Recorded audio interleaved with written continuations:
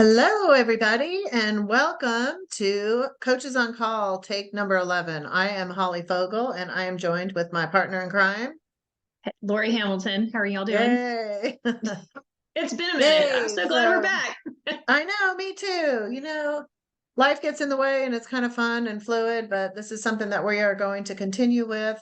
Yep. And we are in session number 2 of our 3-part series. And that's really about, where you're at in your business. We started this whole conversation at the halftime, but a lot of times things do ramp up at the fourth quarter. Business planning comes into Yep. place. So we're going to piggyback off of our conversation on our business self-assessment and Mhm. what we're hearing from a lot of the folks that are out in the trenches. So let me start our timer for our Okay. 30 Yep. minutes. There we go. And we are ready to go. So, Lori, Yeah. after we put out our business self-assessment tool, and a Mhm. lot of you took advantage of grabbing that so you could really look and see where your business was. And a lot of you, when prompted, were very willing to share your Mhm. thoughts. And of course, we do a lot, in our office with the agents. So we do get quite a bit of feedback. And we found some common denominators. So, Lori, what were the Mhm. 3 areas? And then we can pick each one apart. But what were Yeah. the 3 areas that we just seemed to see common threads with so many of the agents out there today?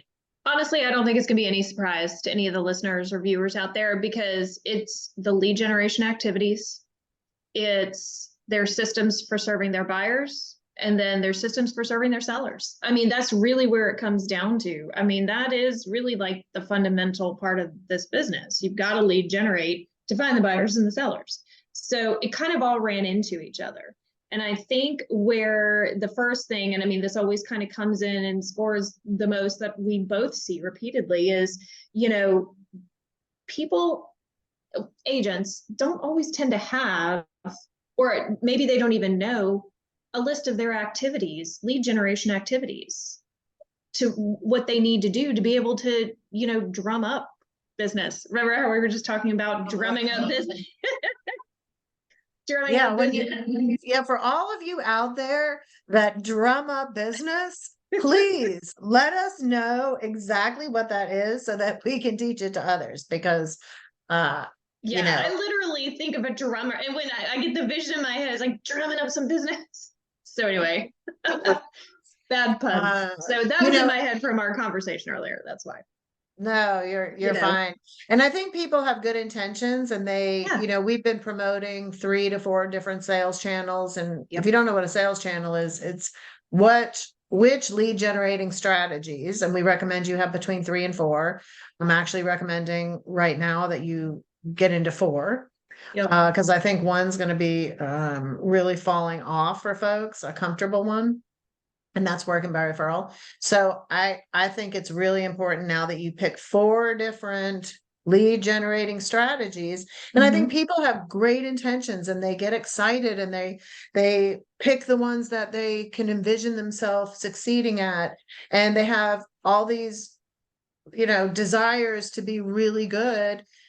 And then when it actually comes time to spending an hour a day in lead generation and an hour a day in lead conversion, 5 days a week, 45 weeks a year, they they don't really know what activities Exactly. fund those 4 sales channels. They really just have a block. And I can see how that can happen. I mean, I really like when people finally like, and sometimes it is a finally, sometimes people are right off the bat, like, I don't know what to do. But other people are like, nope, I'm going to do this. And I'm going to do this and I'm going to do that.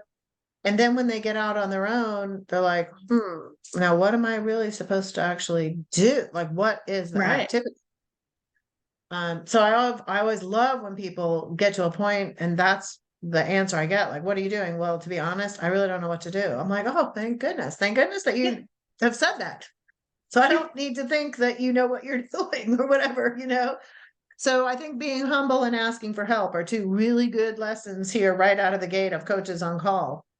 Um, Yes.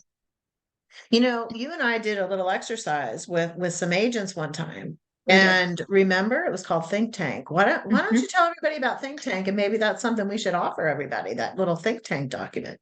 I think we should, because here's the thing, it is about the activities. And that's why we decided to do that little workshop, was because like you just said, we can come up with 4 different sales channels or 4 different pillars. And, we kind of already know the tried and true ones, right? You've got like your farming, you've got, your sphere of influence and working by referral, for sale by owners, expireds, and farming, right? So, or did I say farming twice? I don't know. It's okay. But We have that mini farm, the mini farm 40. Ooh, oh that's a yeah, oh really yeah. good one.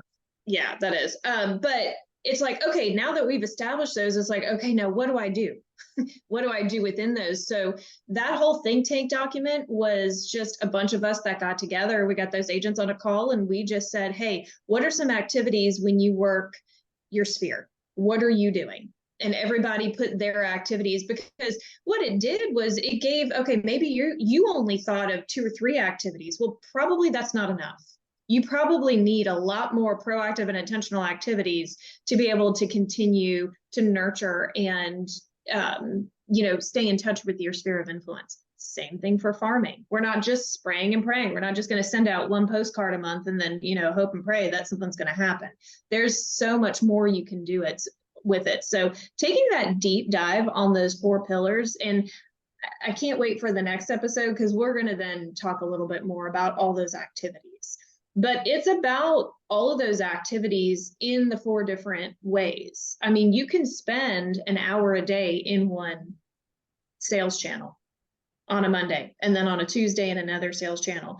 And that kind of leads me to like another thing we would find out with lead generation is people think they're doing more than they actually are because they're not tracking. That's the second part of it. On the lead generation, it's like, well, yeah, I was on the phone for like 2 hours. Well, you could have been on the phone for 2 hours with just 2 people. That might not be enough conversations. If you know your number, you've got to know your number. Like can you predict how many leads you can come up with, or, how you can fill your pipeline? You've got to know your number. And if you don't know it, that's awesome, because now you can start over and you can start tracking again. So I think that's a big part of the lead generation too. So we'll go into more of that next episode. Yeah. It's Well, just it'll kind be of showing fun. you if you Yes. feel like you fall into any of these categories, you're not alone. And you're not going to want to miss the third trail of this series, because we're going to dive into the actual meat and what you can take action on and what we are seeing that is working. And that's really important. But you said something that, I think always reminds me of, it was probably Buffini or something, because he's really big on tracking. And it's, it's like going on a diet and never weighing. Oh You have yeah. no idea. Are you winning? Are you losing? Are you plateauing? Are you getting traction? The number, what you track and measure, is what gives you the motivation to continue. It also will give you some predictability. And we talk about that with the Entrepreneur's Path and the Commit, Act, and Achieve business planning, which will tell you exactly how many contacts you need to make to hit your sales goal. And Absolutely. once you have that clarity and focus, the only reason that you don't hit your sales goal is because of your inability to track and take action. And really have a good work ethic. I mean, that's really what it comes down to. And I know it sounds so harsh and like, geez, that hit me between the eyes. But sometimes we need to be hit between the eyes. We do. People are not, they're being secret agents. They're not out talking. I just heard someone ask a room filled with 100 people, how many of you would like to buy a house at a 7.5% interest rate? One person raised their hand. In a room full of realtors that are trying to help people buy and sell real estate. Yeah. And only one person. And I will be honest, even as a coach sitting in there, I didn't raise my hand either. I'm like, uh-oh. So it gave me a lot of pause for, how can I be helping my clients better, first of all? But it was such an important point, because the instructor said, if you're not excited about the market, how on earth can we help people make decisions when they really do need to be in the market? If you truly think it's a bad time to be in the market, subconsciously, one, you're probably not going to generate leads, or maybe you just lack the power dialogues of what you should be saying to buyers, which we'll get into in a minute, and sellers. We'll get into that in a minute. So I think it's really important, as we always talk about a lot in Coaching on Call, is your own skill development. And how, can we inspire agents to get excited about tracking? Because I don't know about you, Lori, but whenever I say the T word, tracking, I get this, I'm not good with tracking. It's like, well, of course you're not, because you haven't been doing it. But when you do it, you can become good at it. Like, you can become good at anything. So I never listened to that sentence. I'm always like, that's a dangerous sentence, because you're training yourself not to be good at it. You're starting to believe your own, it's a self-fulfilling prophecy.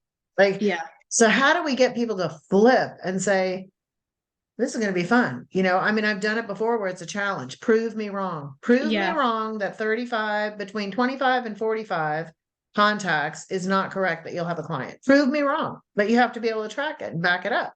So I've tried that, and that doesn't really always work. So I don't know. What do you think? I think it depends on how they're motivated, how the person is motivated. Maybe it's more of, can we make this a game? How do we make this a game for you? Can we not call it tracking? Can we call it something else? Like, oh gosh. Oh, I did this with an agent one time. I'm trying to remember what we called it, because she didn't like the word tracking either. I'll bring it back. I promise I will. But that's okay. You'll remember. I'll remember. I know I will. But she was like, okay, as long as we don't call it the T word, I'm okay with it. I was like, is it attempts? Are we calling it attempts? I think that's what I don't know. I'll go back and find it. But anyway, can we make it a game? Or an experiment. Just say, I'm experimenting with this, and I'm going to see how many times it takes for me to get somebody on the phone. I kind of did that one day when I was trying to get a hold of a bunch of people, and I was like, how many phone calls is it going to take? Is it going to be, nobody was answering their phone that day. I was seriously, nobody was answering their phone that day. I was like, how many phone calls is it going to take for me to just get somebody to answer their phone? So it took like seven times. And then I finally, when I got to the seventh person, somebody, and I was like, okay, that's just good for me to know. So then when I had to call again the next week, I was like, okay, it's going to take me at least 7 times. But that week was really only 3 times before I got somebody on the phone. So what you can count on is it'll be different every time. Yes. And that's true. And I think the other thing about being self-employed is there's no real consequence if they don't do it. And I think that's the double-edged sword that I speak of many times in my coaching and trainings, is that being your own business owner and an entrepreneur is a blessing and a curse. It's a double-edged sword, because there's so much that's great about it. And then if you've never done it before and you don't understand the word discipline and self-motivation and consequences in my business, and you're able to see tangibly those consequences, it can be very difficult. So it's not for the faint of heart. We know that. And there's some scary predictions that are out there that, I hope they're not true, but there's some people saying that there's going to be 21 to 26%, decrease in the realtor population. So we don't want anybody to be agent roadkill that we know. We don't. And that's not really probably going to show itself until the beginning of next year anyway. I think the numbers will probably stay the way they are for this year. But next year it could be totally different. So I think people need to be prepared. You need to have the proper expectation, and you need to really get honed in on how to lead generate, the importance of it. And more importantly, what I really like about the tracking is when we tell someone, if you want to do 20 transactions next year, you need to make 875 good contact conversations. 875 of those over 45 weeks should yield in 20 transactions. There's no way to know how close you're getting to anything if you don't track it. Like, then that's when you can really get discouraged, because you're like, this isn't working. I've been doing this for months, which it could have been 2 days, but 2 days could feel like months, right? Yeah. So the tracking, I think, will give you that motivation of something to look for, trying to see what your number is. Then you can have a little more predictability in your business. But the other thing is, the more conversations you have, the more remember, you'll go through those 3 momentum stages. You'll go from consistent first. First, you just have to be consistent doing it. Then you're going to become more efficient at making these connections and doing your activities. And the promised land is the proficiency. So the proficiency will give you the most return on your investment. And I think that's an important journey that a lot of people aren't willing to go through, because it could take longer in the beginning to get enough compound effect of those conversations to actually give you that first result. And I think people, if they don't have, someone that they can talk to, and that's why I think everybody should have an accountability partner, not necessarily a coach. I think everybody needs, because I don't think everybody should have a coach. I'm not like all the other coaches that are like, everybody needs a coach. No, they don't. No, they don't. But I do believe in partnering and having an accountability person or a caring partner that you can do a check-in with. Doing that check-in, I think, is really, really powerful. And I know we've talked about the Sunday check-in, which you just do a self-assessment of how you performed in your business the last 7 days. And you give that a grade. And, that prevents drift. And drift is what drift kills so many businesses. It's really kind of sad. But at any rate, getting dialed in. So I think that think tank document is really important, and we need to include that when we get this posted, so that folks can grab that. It is easy to quit on the lead generation side. It's easy to stop. But I think I was listening to somebody, I really wish I could remember who it was, but they said the most competition is in quitting. Everybody quits. If you think about it. Yeah. Keep going, because that's where the most competition is. Everybody gets there and they're all going, oh, this and that. I quit. But if you just stick with it, you're getting past everybody, and you just passed all your competition. That's a great way to look at it. That hit me in the gut when I heard that. I was like, yeah, because it all starts there. It's all the lead generation it all starts there. So that's where champions are made, right? That's where champions are made. Exactly. And I can't wait till next week to talk about more of the activities. That's the fun stuff. That's going to be fun. That'll probably go for a little while, but I can't wait. I'm excited about that one. But yes, lead generation, and we get you. We're here for you. We want to help you figure out what your sales channels are, where you need to start, how you can put some things in place and get into a good habit. So excellent. All right. So what was the next thing? What was the next thing that we unpackaged there? I think you said once you generate the lead, now it's how are we servicing, right? How do we do you know what to do once you get your buyer or seller? Listen, I know some of us old dogs in the business, it's hard for us to learn new tricks, or we don't want to, but do you actually have a system? Because and the reason I ask that now is because when we were in kind of the order taker mode in 2020, 2021, maybe coming out of 2022, buyers guided us. Like we didn't have to convince them to buy. They were there. They wanted to. They showed up. They were raising their hands and being like, somebody help me. I want to buy a house at 2% or 3% or whatever it was, right? So that was just like, okay, great. And we skipped a lot of steps. They were aware from all their other friends that were buying that, okay, I'm probably going to there's not enough out there. I'm probably going to have to pay over what I need, but I can make a lot of money on my house. Like those are just like the top few things that were murmurs, right? So I feel like we just took them on and was like, okay, we're gonna help you find your house. And yes, you still needed to have skills and write the most competitive offer and know how to do all of that. But now that that's cooled down considerably, if you do get somebody, do you know how to talk to them about their concerns? This is totally different skills now. We're not just writing competitive offers all the time. You might on a few properties, depending on your price point, but you're talking with a buyer and you've got to set the expectation. Do you know the market that you're going to be working with them in? Do you actually have a system where you're going to sit down and have that buyer consultation and strategy about what to expect and how to get them through the whole entire process? Like that's the biggest thing. And I think that's a big point that you make there, is a lot of what we were doing, and I always go back to thinking, geez, we can cause a lot of our own problems as agents out there. But it's interesting, when everything was multiple offer, did we look at develop any skills at how to communicate, better with our clients, how to help them have a better experience? Or were we looking for how to make sure our offer got accepted, which ultimately is helping the buyer, don't get me wrong, but the focus is on that's still a win for us. You know what I mean? So we're figuring out, okay, let's use this cover sheet. Remember, we came up with all these different things. Oh, this cover sheet is going to get your offer improved.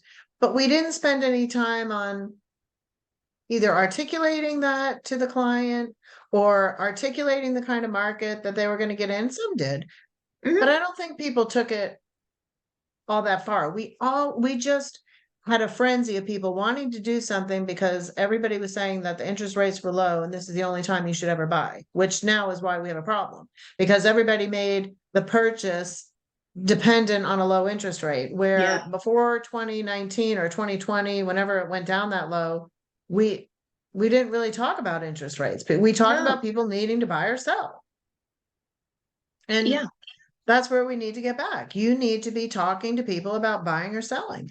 If they have a need, you need to help them change their perspective and see the benefits of home ownership and home selling, right? Whatever their situation is, you need to be able to speak to that individual about what the market looks like for their particular price point, for their needs, for their location.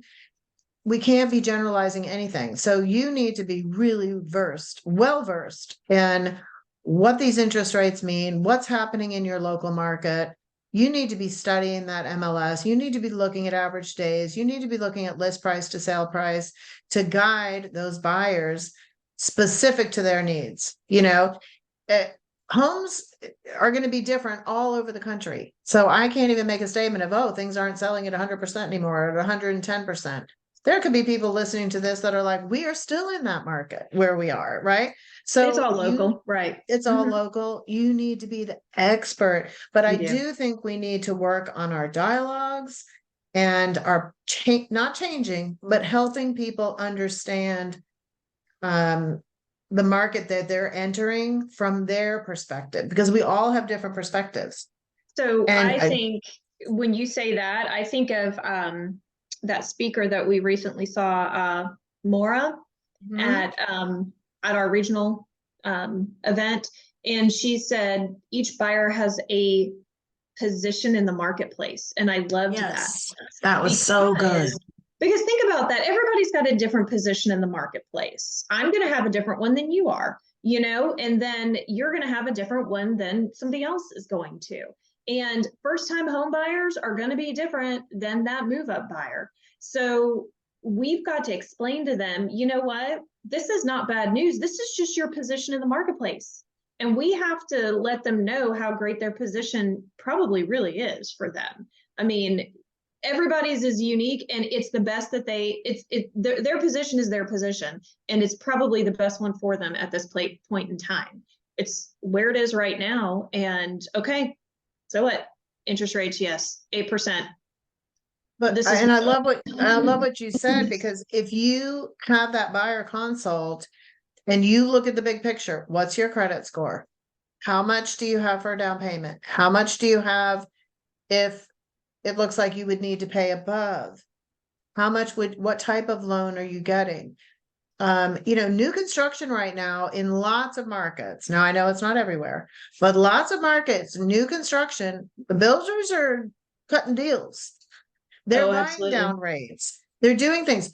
So when you take that individual's buyer's position and then build a strategy specific for them, and you take the time to talk to them as a professional, as that trusted advisor that everybody wants to say they are, who doesn't end up spending any time advising and helping people justify logically, this is the time. This is the time. And this is why it's going to be, again, we come into this professionals market. And we've said this year over, 23 years in the business. I can't tell you how many times when we feel there could be a bunch of people getting out, it's like, this is the pros market. It's not the first time we've said it, but you know what? It Right. ends up being the truth. Look how many pros we know that have been through all the So many different markets, markets, yes. you know? Absolutely.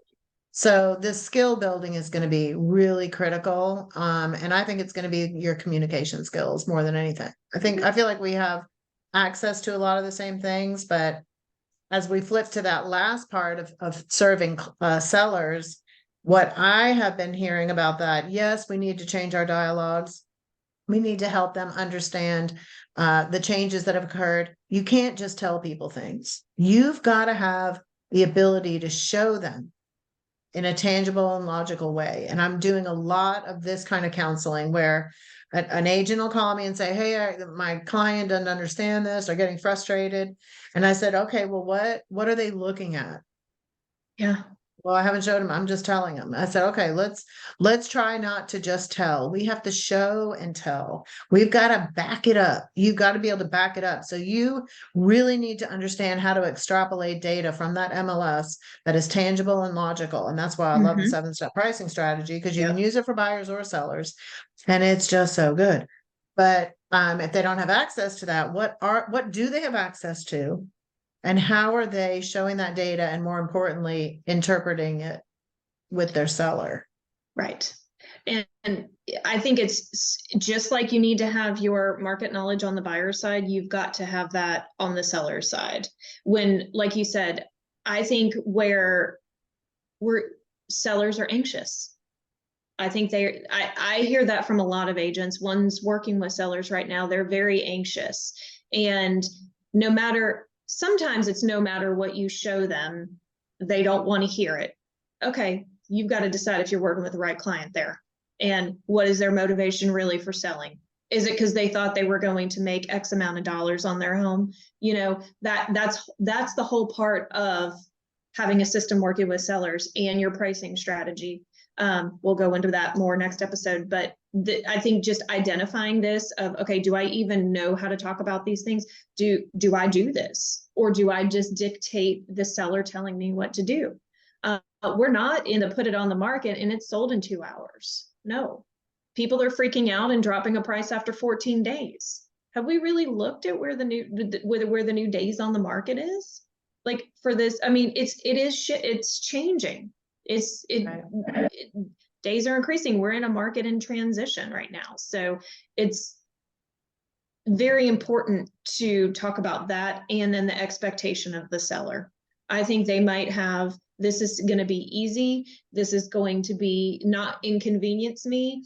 And people are getting very anxious and getting very upset with people buying their homes. I mean, like, you really have to be a counselor and advisor on this end more than ever on the seller side, in my opinion. And I think, having the ability to put them in the buying shoes, if they're selling, where are they going? Are they going to buy? Because now they're going to be a buyer. So you have to be able to artfully move them back and forth from, the emotion that they're going to have attached to their house, which is the current state. They're just caring about that. But then when they go to buy, it's going to be another whole set of emotions. And we need to be the calm. We need to be the voice of reason. We need to be the ones that know how to communicate effectively what's happening and help people see it perhaps from a different perspective, so that they can put everything, into place that makes sense for them. And I've said this in the past, there's times when you need to gently, tell people that, if you don't have to move, then maybe this isn't the time. There's nothing wrong with helping someone make a decision they need to make. And the decision might need to be, I need to wait. Like, each scenario is so different. And I think when we were in the frenzy of being order takers, we didn't really find out much about anybody. We were just out there, oh, they want to buy a house. We didn't figure out why. We didn't. So, and I think I've told you this from, what I heard recently was anybody that, had bought a house in 16, 17, 18, and 19, if the average move time is 7 years, but they decided to shorten that because of an interest rate and buy a house, even when they didn't need to, but they just wanted it. So they overpaid for a house with extra cash to get a low interest rate. So not only is that not a good business decision, but now they reset their clock for moving again. So now of course they're going to be attached to that interest rate because they moved when they didn't really need to. And now they like that interest rate. So all the people that should have been buying in 23, 24, 25 have reset their clock and they're not even going to be thinking about doing anything. So it's an interesting kind of dynamic of, It you is. know, It is. repeat and referral. And I think it's just a great time for us all to, you know, really get grounded in what we do for our clients, and how we communicate with them, and how we show and tell information and data. I agree. And, you know, I've always believed this, and I saw it, and I saw it in the downturn, because we could easily get in that mindset of, oh, nobody's going to be able to buy a home or sell a home kind of thing when that downturn happened in 08. But life happens no matter what's going on in the real estate market or any other kind of market. People are always going to need to move somehow, somewhere. So it just ends up being what their position in the market is and how we're going to be able to help them. So we have to be at the ready for that. So like, if you're thinking, gosh, I got to lead generate and then I got to come up with a system for my buyers and my sellers, like, don't freak out. Like, don't do that. There are people that are going to need your help. So let's get you prepared for those opportunities, because regardless, people are going to be buying and selling. I love it. Yep. You know, I think somebody asked at one time, maybe it was Buffini. I don't know. He's got a lot of great data out there too, but never in the history that any of us can ever remember that there were 0 home sales. True. So it might not be 6.5 million. It might go back down to 5 or 4.5 million. But you know what? There's plenty for the people that are proactive and intentional and ready. There's plenty for Absolutely. them. So don't be scared. We got you covered. Next session is going to be a deep dive into the lead generating, the meat. Like, how can you put these plays into action? Yep. And then we're going to give you some really good tips and tricks, not tricks, but tips and resources for your buyer consultations and your seller consultations. Yes. One thing, just to wrap up here, I have heard a lot about, you know, how can I incorporate artificial intelligence? I hear a lot of people talking about it. Oh, It yeah. can't just be for listing descriptions, right? It can't just be for my bio. There's got to be other things that people are using. So we're going to touch a little bit on the AI. It's not going to be the huge focus because it's, at the end of the day, it's us at the kitchen table, not a robot. And it's us communicating effectively and really helping our clients in the best way that we can and being transparent with them with their position. And I think that's the most important thing that everybody wants to feel good about. I think so too. I think so too. We're going to just use that as, those are tools, and we love to bring relevant information to everybody. So we'll talk about that in the upcoming episodes. All right. So look for Coaches on Call, the 3rd installment of Take 11. And we will see you all soon. I hope don't give up and go make it happen. Yeah, there you go. I love it. Don't give up and go make it happen. Okay, we're ending it on that note every time now. I love it. All right. That's what we're going to do. All right. All right. Thanks.